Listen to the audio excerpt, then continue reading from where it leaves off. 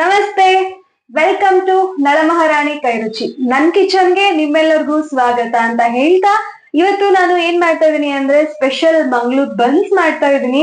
So ಅದನ್ನ ಮಾಡಕ್ಕೆ ಏನ್ ಬೇಕು ಏನಿಲ್ಲ ಅಂತ ನೋಡ್ಬೇಡ. ಏನ್ ಗೊತ್ತಾ, ತುಂಬಾ ಮನೇಲಿ ಬಾಳೆಹಣ್ಣುಗಳಿರ್ತವೆ. ಸೊ ತಿಂದು ತಿಂದು ಖಾಲಿ ಆಗ್ತಾ ಇರಲ್ಲ, ಉಳ್ಕೊಂಡ್ ಬಿಡುತ್ತೆ. ಆಮೇಲೆ ಒಂದ್ ಸ್ವಲ್ಪ ಮೆತ್ತಗಾಗಿರುತ್ತೆ, ಅಂದ್ರೆ ಕಳ್ತು ಹೋಗಿರುತ್ತೆ. ತುಂಬಾ ದಿನ ಆದ್ಮೇಲೆ ಒಂದ್ ಸ್ವಲ್ಪ ಬ್ಲಾಕ್ ಆಗಿರುತ್ತಲ್ವಾ. ಸೊ ಆತರ ಹಣ್ಣಿದ್ದಾಗ ಏನ್ ಮಾಡ್ಬೇಕು ಅಂತಂದ್ರೆ ತಟ್ಟ ಅಂತ ಹೊಡೆಯೋದು, ಮಂಗಳೂರು ಬನ್ಸ್ ಮಾಡೋಣ ಅಂತ. ಸೊ ನಾನು ಇವತ್ತು ಏನ್ ಮಾಡ್ತಾ ಇದೀನಿ ಅಂದ್ರೆ ಮಂಗಳೂರು ಬನ್ಸ್ ಮಾಡ್ತಾ ಇದೀನಿ, ಬನಾನಾ ಬನ್ಸ್. ಸೊ ಅದನ್ನ ಹೇಗ್ ಮಾಡೋದು ಏನು ಅಂತ ನಾನು ನಿಮ್ಗೆ ತಿಳಿಸ್ಕೊಡ್ತೀನಿ. ಅದನ್ನ ನಾವು ಇನ್ಸ್ಟೆಂಟ್ ಆಗಿ ಮಾಡೋದ್ಕಿಂತ ರಾತ್ರಿ ನಾವು ಅದನ್ನ ಕಲ್ಸಿಟ್ಕೊಂಡು ಬೆಳಗ್ಗೆ ಮಾಡೋದ್ರೆ ತುಂಬಾನೇ ರುಚಿಯಾಗಿ ಬರುತ್ತೆ. ಸೊ ಬನ್ನಿ ಇವಾಗ ಏನೇನ್ ಬೇಕು, ಹೇಗ್ ಮಾಡೋದು ಅಂತ ನಾನು ತಿಳಿಸ್ಕೊಡ್ತೀನಿ. ಓಕೆನಾ, ಬನ್ನಿ. ಅಂಡ್ ಇನ್ನೊಂದು ಹೇಳಕ್ ಇಷ್ಟಪಡ್ತೀನಿ, ನಾನು ಇವಾಗ ಮಾಡ್ತಾ ಇರೋದು ರಾತ್ರಿನೇ ಇದನ್ನ ನೀಟಾಗಿ ಮಿಕ್ಸ್ ಮಾಡ್ಕೊಂಡು, ಅಂದ್ರೆ ಬನಾನಾ ಹಿಟ್ಟು ಎಲ್ಲಾನು ಮಿಕ್ಸ್ ಮಾಡ್ಕೊಂಡು ರಾತ್ರಿ ನೆನೆಯಕ್ ಬಿಡ್ಬೇಕು. ನಾವು ಪಡ್ಡು, ಇಡ್ಲಿ, ದೋಸೆ ಎಲ್ಲ ಹೇಗ್ ಮಾಡ್ತೀವೋ ಹಾಗೆ ರಾತ್ರಿನ ನೆನೆ ಬಿಡ್ಬೇಕು. ಓಕೆನಾ. ಸೊ ಬನ್ನಿ ಇವಾಗ ಮಾಡುವ.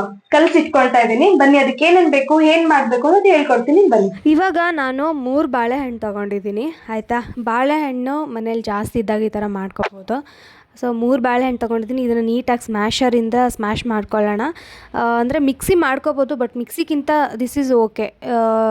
ನೀಟಾಗಿ ಒಂದು 3-4 ಸರಿ ಸ್ಮ್ಯಾಶರಿಂದ ಪ್ರೆಸ್ ಮಾಡಿಬಿಟ್ರೆ ಆಯಿತು, ನಮಗೆ ಒಂದು ಬನಾನಾ ಕರೆಕ್ಟಾಗಿ ಮೃದುವಾಗಿ ಸ್ಮ್ಯಾಶ್ ಆಗುತ್ತೆ. ಸೊ ಇದಕ್ಕೆ ಏನೇನು ಮಾಡಬೇಕು ಅಂತ ಹೇಳ್ತೀನಿ ನಿಮಗೆ. ಸೊ ಇವಾಗ ನಾನು 1/4 ಕಪ್ಪಷ್ಟು ಶುಗರ್ ತೊಗೊಳ್ತಾ ಇದ್ದೀನಿ, ಯಾಕಂದರೆ ಬನಾನಾ ಸ್ವೀಟ್ ಇರುತ್ತಲ್ವ, ಬಾಳೆಹಣ್ಣು ಸ್ವೀಟ್ ಇರುತ್ತೆ. ಸೊ ಹಾಗಾಗಿ 1/4 ಕಪ್ ಮಾತ್ರ ನಾನು ಶುಗರ್ ತೊಗೊಳ್ತಾ ಇದ್ದೀನಿ. ಸೊ ಇವಾಗ ಇದನ್ನು ನೀಟಾಗಿ ಮಿಕ್ಸ್ ಮಾಡ್ಕೊಳ್ಳೋಣ. ಓಕೆನಾ. ಅದು ಬನಾನಾ ಜೊತೆಗೆ ನೀಟಾಗಿ ಮಿಕ್ಸ್ ಆಗಬೇಕು. ಸೊ ಮಿಕ್ಸ್ ಆಗಲಿ. ನೋಡಿ, ಇವಾಗ ನೀಟಾಗಿ ಮಿಕ್ಸ್ ಆಗಿದೆ. ನಿಮ್ಗೆ ಗೊತ್ತಾಗ್ತಿದೆ ನಾ ಶುಗರ್ ಕಾಣಿಸ್ತಾ ಇಲ್ಲ ಅಲ್ವಾ. ಎಸ್, ಈ ಥರ ನೀಟಾಗಿ ಮಿಕ್ಸ್ ಆಗಬೇಕು. ಆ್ಯಂಡ್ ಇಲ್ಲಿ ನಾನು 1/4 ಕಪ್ಪಷ್ಟು ಮೊಸರು ತೊಗೊಳ್ತಾ ಇದ್ದೀನಿ. 1/4 ಕಪ್ಪು ಶುಗರ್ ತೊಗೊಂಡಿದ್ದೀನಿ, ಅದೇ ಕಪ್ಪಿಂತ 1/4 ಕಪ್ಪು ಮೊಸರು ತೊಗೊಂಡು. ಸೊ ನೀಟಾಗಿ ಇದು ಕೂಡ ಮಿಕ್ಸ್ ಆಗಬೇಕು. ನೀಟಾಗಿ ಮಿಕ್ಸ್ ಮಾಡ್ಕೊಳ್ಳೋಣ. ಇವಾಗ ನಾನು 1 ಟೀ ಸ್ಪೂನಷ್ಟು ಉಪ್ಪು ಹಾಕ್ಕೊಳ್ತಿದ್ದೀನಿ. ಸೊ ಇದು ಕೂಡ ಮಿಕ್ಸ್ ಆಗಲಿ. ಉಪ್ಪು ನೋಡಿ ಹಾಕ್ಕೊಳ್ಳಿ, ಓಕೆನಾ. ಆ್ಯಂಡ್ ಇವಾಗ ನಾನು ಏನು ಹಾಕ್ಕೊಳ್ತಾ ಇದ್ದೀನಿ ಅಂದರೆ ಜೀರಿಗೆ ಹಾಕ್ಕೊಳ್ತಾ ಇದ್ದೀನಿ. ಸೊ ಸ್ವಲ್ಪ ಮಿಡ್ಲಲ್ಲಿ ಸಿಗುತ್ತಲ್ವ, ಸೂಪರಾಗಿರುತ್ತೆ. ಸೊ ಹಾಗಾಗಿ. ಆ್ಯಂಡ್ ಇವಾಗ ನಾನು 1ನೇ ಕಪ್ ಹಾಕ್ಕೊಳ್ತಾ ಇದ್ದೀನಿ ಗೋಧಿ ಹಿಟ್ಟು, 2ನೇ ಕಪ್ಪು ಗೋಧಿ ಹಿಟ್ಟು, ಓಕೆನಾ. ಇದನ್ನು ಇವಾಗ ನೀಟಾಗಿ ನಾದ್ಕೋಬೇಕು, ಆಯಿತಾ. ಇವಾಗ ಚಪಾತಿ ಹದಕ್ಕೆ ನಾದ್ಕೋಬೇಕು, ಆಯಿತಾ. ಸೊ ಇದನ್ನು ನೀಟಾಗಿ ಮಿಕ್ಸ್ ಮಾಡಿಕೊಂಡು ಚಪಾತಿ ಹದಕ್ಕೆ ನಾದ್ಕೊಳ್ಳೋಣ, ಬನ್ನಿ. ಸೊ ನೋಡಿ, ಇವಾಗ ನಾನು ಚಪಾತಿ ಹದಕ್ಕೆ ನಾದ್ಕೊಂಡಿದ್ದೀನಿ. ಇದನ್ನು ನೀಟಾಗಿ ಮಿಕ್ಸ್ ಮಾಡ್ಕೋಬೇಕು. ನೀಟಾಗಿ ಮಿಕ್ಸ್ ಮಾಡ್ಕೊಳ್ತಾ ಇದ್ದೀನಿ. ಇದಕ್ಕೆ ಒಂದು ಸ್ವಲ್ಪ ಎಣ್ಣೆನ ಮೇಲ್ಗಡೆ ಸವರ್ಬಿಟ್ಟು ನೆನೆ ಇಟ್ಬಿಡಬೇಕು, ಆಯಿತಾ.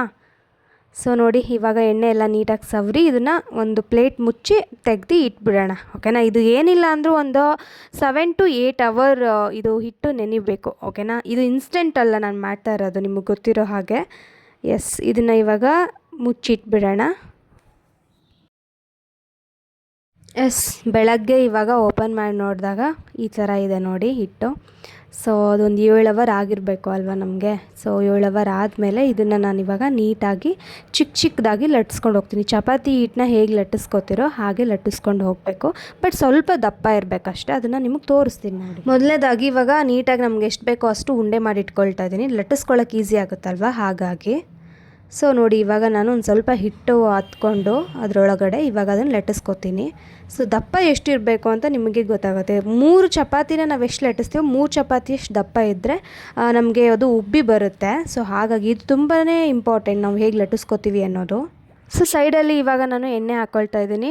ಮಂಗಳೂರು ಬನ್ಸ್ ಅಂದರೆ ನಾನು ಲಟ್ಸ್ಕೊಂಡಿರೋಂಥದ್ದು ಏನಿದೆ ಅದು ಮುಳುಗೋ ಅಷ್ಟು ನಾವು ಎಣ್ಣೆ ಹಾಕ್ಕೊಂಡ್ರೆ ಸಾಕು.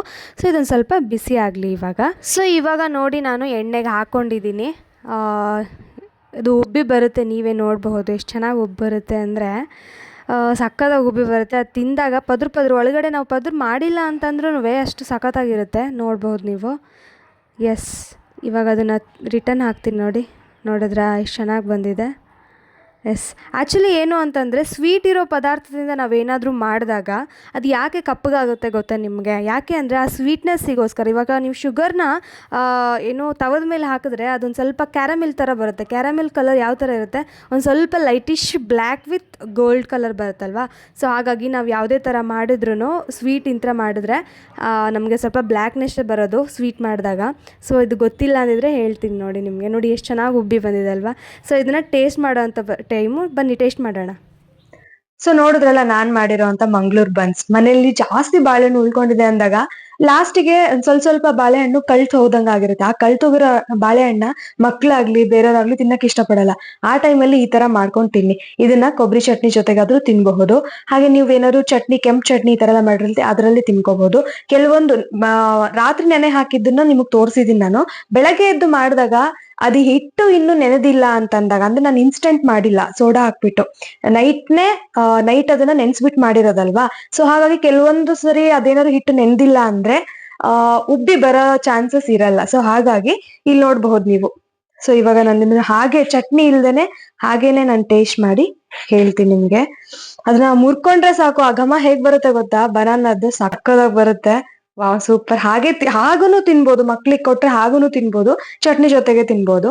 ಹಾಗೆ ತಿಂತಾ ಇದೀನಿ ಇವಾಗ.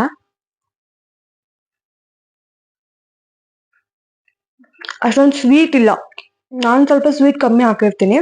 ಯಾಕಂದ್ರೆ ಬನಾನ ಸ್ವಲ್ಪ ಸ್ವೀಟ್ ಇರುತ್ತೆ, ಹಾಗೆ ಶುಗರ್ ಕೂಡ ಹಾಕಿರ್ತೀವಲ್ವಾ. ಸೊ ಹಾಗಾಗಿ ಸ್ವಲ್ಪ ಸ್ವೀಟ್ ಕಮ್ಮಿ ಹಾಕಿರ್ತೀನಿ ನಾನು. ಸೂಪರ್. ಸೊ ಈ ಬನಾನಾ ಬನ್ಸ್, ಮಂಗ್ಳೂರ್ ಬನ್ಸ್ ನಿಮ್ಗೆ ಇಷ್ಟ ಆಗಿದೆ ಅಂತ ಅನ್ಕೊಂಡಿದೀನಿ ಈ ರೆಸಿಪಿ.